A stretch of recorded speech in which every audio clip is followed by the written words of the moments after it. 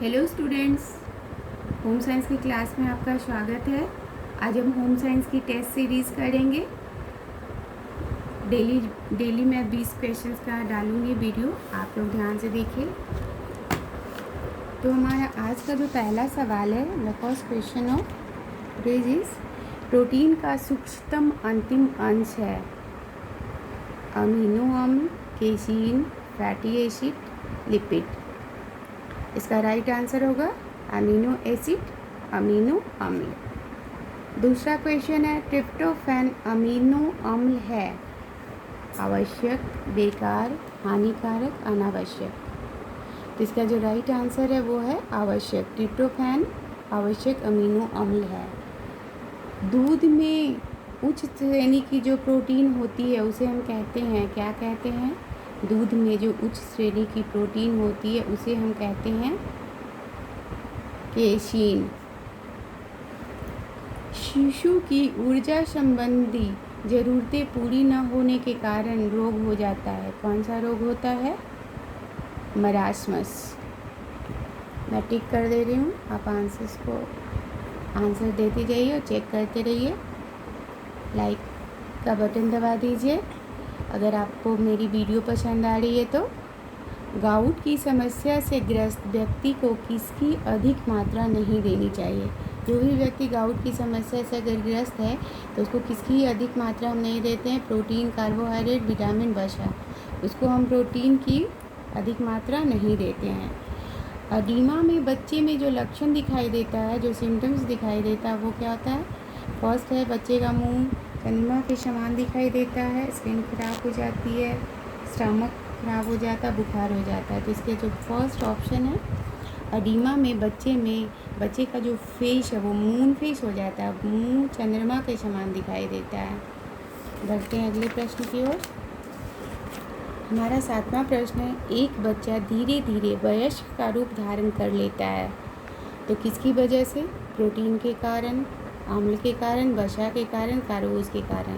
तो इसका right answer है प्रोटीन के कारण एक बच्चा वयस्क का रूप धारण कर लेता है। 1 ग्राम प्रोटीन कितनी कैलोरी ऊर्जा देती है? तो 1 ग्राम प्रोटीन 4 कैलोरी ऊर्जा देती है। इसके ऑप्शंस यहाँ आते हैं। गर्भावस्था में माँ के गर्भ में पल रहा भ्रूण माँ से कौन सा अमीनो अम्ल प्राप्त करता है? या माँ के किस पार्ट से वो अमीनो अम्ल प्राप्त करता है? तो बोलता है माँ के खून से, माँ की हड्डियों से, माँ की त्वचा से या माँ की आंतों से। तो वो माँ के खून से अमीनो अम्ल प्राप्त करता है। मांस में पाए जाने वाले प्रोटीन को हम क्या कहते हैं? मांस में जो प्रोटीन पाया जाता है उसका जो नाम है मायोसिन, एमेंडिन, केसिन, जेलेटिन। तो इसका जो प्रोटीन पाया जाता है मीट में उसको हम मायोसिन और एल्ब्यूमिन कहते हैं। This option is right. दाल में पाए जाने वाले प्रोटीन है, कौन से प्रोटीन पाए जाते हैं दाल में? Zein, casein, legumin, gelatin. तो लेग्यूमिन जो है वो दाल में पाए जाने वाले प्रोटीन हैं। बादाम में पाए जाने वाले प्रोटीन कौन से हैं? एरेंडिन, केसिन, जीन, ग्लाइडिन। तो इसमें जो प्रोटीन पाया जाता है वो है एरेंडिन। रक्त, ब्लड में कौन सी प्रोटीन होती है? जो ब्लड हमारे बॉडी में है उसमें कौन सी प्रोटीन होती है? तो उसमें हीमोग्लोबिन होती है। वह प्रोटीन जो हमारी कोशिका में उपस्थित होती है, जो हमारे सेल में उपस्थित होती है, कौन सी प्रोटीन होती है? वह होती है लाइपोप्रोटीन।